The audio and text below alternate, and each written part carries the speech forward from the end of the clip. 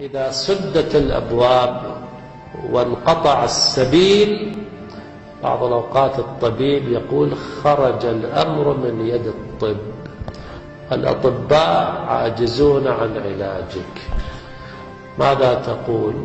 هل تيأس؟ أبدا، توجه إلى الله عز وجل أي ساعة متى ما شئت، مرة واحدة بتوجه.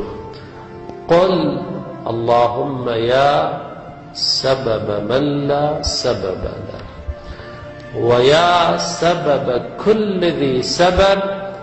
وثالثا ماذا تقول؟ ويا مسبب الأسباب من غير سبب. ماذا صار؟